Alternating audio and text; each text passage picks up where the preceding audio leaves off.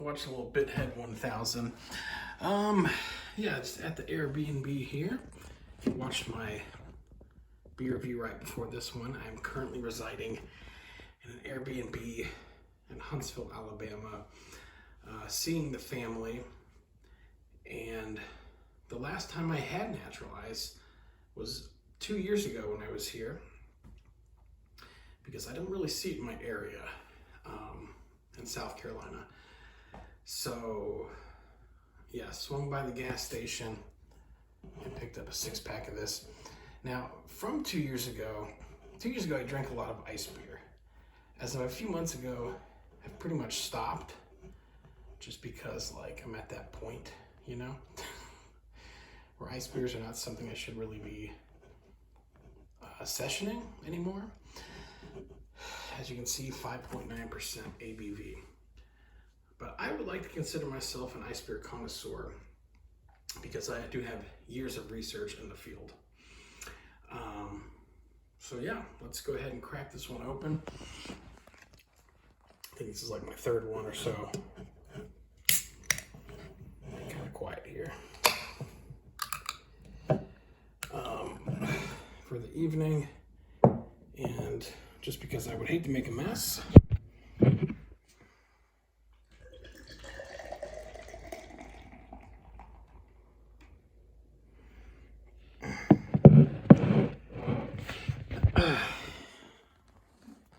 That should do it.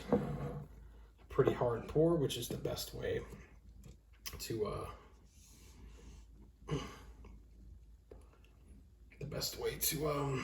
pour beers and consume them, in my opinion. So, yeah, did I mention how great this can looks? The black, the silver, the kind of metallic light blue. The can is a 10. Beautiful can. And I've really come around to the natural light these days. That's a good beer. But yeah, anyways, let's go ahead and take a look at it. So just kind of your standard white head, light gold gimmick going on here with the head and the beer.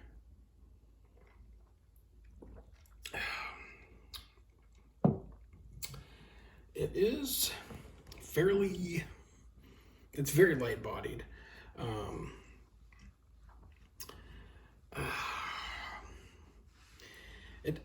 I've been drinking so many light beers lately. It's hard to get away from saying the clean, crisp, refreshing type thing, because this one definitely has a bite to it, as ice beers do. Very alcohol-y flavored. Maybe a bit of an apple to it, but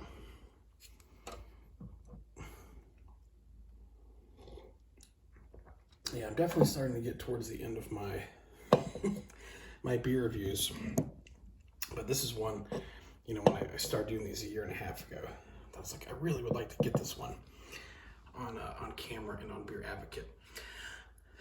But, anyways, so this has been 2 years since I last had it. I would say I was more into it 2 years ago.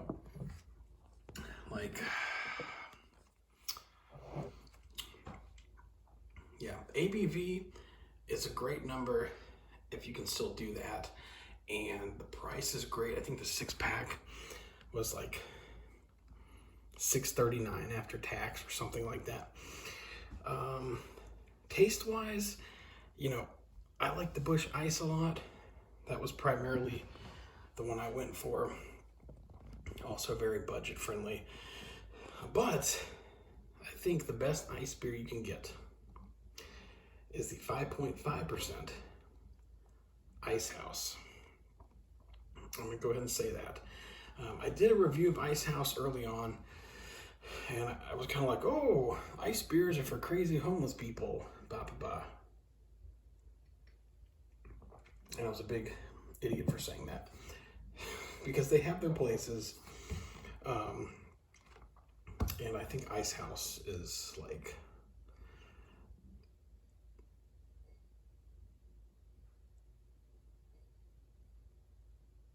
definitely a couple notches above this one. So yeah, anyways, that's gonna do it for this review. I gotta run, I think. There's a mysterious noise coming from a part of the Airbnb. Yeah, if you're going with ice beer, get Icehouse.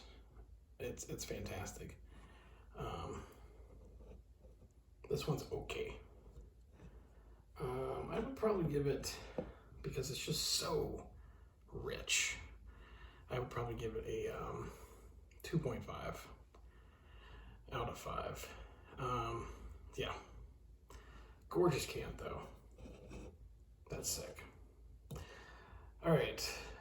Natty Ice. It's a 2.5 out of 5.